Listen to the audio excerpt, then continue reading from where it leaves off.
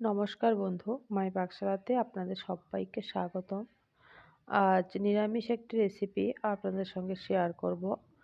আশা করি আপনারা এই রেসিপিটা হয়তো খেয়েছেন। তারপরেও আপনাদের সঙ্গে শেয়ার করলাম। খুব সিম্পল একটি রেসিপি। ফুলকপি, আলু, মটরশুঁটি দিয়ে একটা নিরামিষ করব।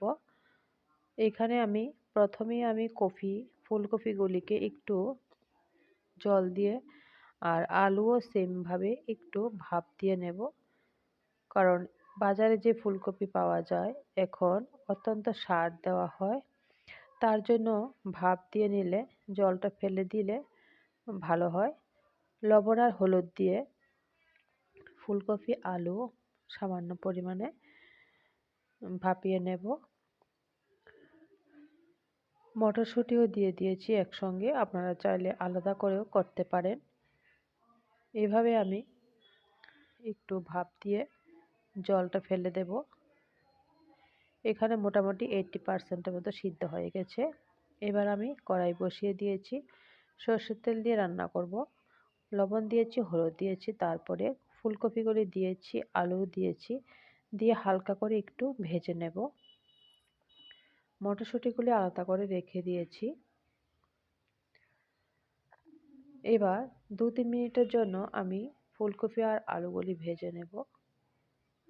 রান্নার জন্য একটা মশলা তৈরি করে নেব। তার জন্য আমি এখানে 3টে কাঁচা লঙ্কা দিয়েছি আর 2 থেকে 3 টুকরো আদা দিয়েছি। এটা আপনারা বুঝে দিয়ে দেবেন।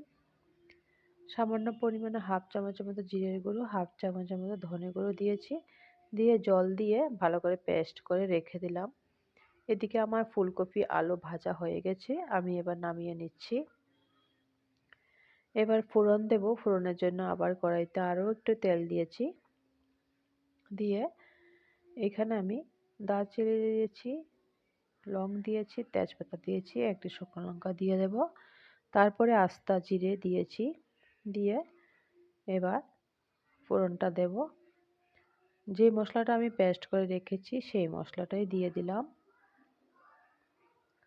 লবণ দিয়েছি আন্দাজ মতো, হলুদ দিয়েছি আর লঙ্কার গুঁড়ো দিয়েছি কালারের জন্য হাফ।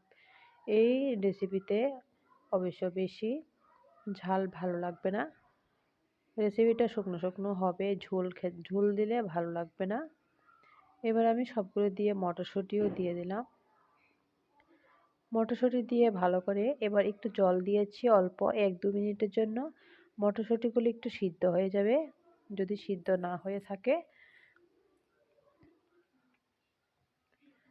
জল দিয়ে এবার আমি দিয়ে দিলাম ভেজে রাখা আলু ফুলকপিগুলি।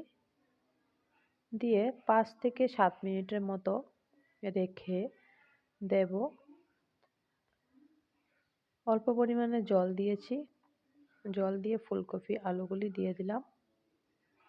দিয়ে ফুলকপি আলু মোটামুটি 80% মতো সিদ্ধ হয়ে গেছে, আর 20% সিদ্ধ হবে, এটা হয়ে যাবে। এবার আমি লাস্ট মুহূর্তে এখানে ধনেপাতা দিয়ে দেব, ধনেপাতা দেব আর গরম মশলাও দিয়ে দেব। দুইটাই খুব ভালো লাগে খেতে। ঝোলটা বেশি রাখবো না, মাখা মাখা করে রান্না করব। আজকের আমার এই রেসিপিটা খুবই সিম্পল একটি রেসিপি, আপনাদের অবশ্যই ভালো লাগবে। ভালো লাগলে বাড়িতে অবশ্যই রান্না করে খেয়ে দেখবেন, লাইক করে দেবেন। নতুন বন্ধু যারা আছেন আমার চ্যানেলটাকে সাবস্ক্রাইব করে আমার পাশে থাকবেন। আজ অনেক দিন হয়ে গেল আমি কোনো ভিডিও শেয়ার করছি না আপনাদের সঙ্গে, তার জন্য খুবই দুঃখিত। কোনো ভিডিও শেয়ারও করছি না আর কোনো ভিডিও দেখছিও না, আমার মনটা খুবই খারাপ ছিল।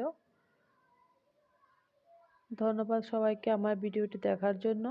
লাস্ট মুহূর্তে আমি এখানে ধনেপাতা দিয়েছি, দিয়ে গরম মশলা দিয়ে দেবো হাফ চামচ, দিয়ে শুকনো শুকনো করে নামিয়ে নেব। খেতে ভীষণ টেস্ট হয়েছে। ধন্যবাদ সবাইকে আমার ভিডিওটি দেখার জন্য, আমার পাশে থেকে আমাকে সাপোর্ট করার জন্য আপনাদের অসংখ্য ধন্যবাদ।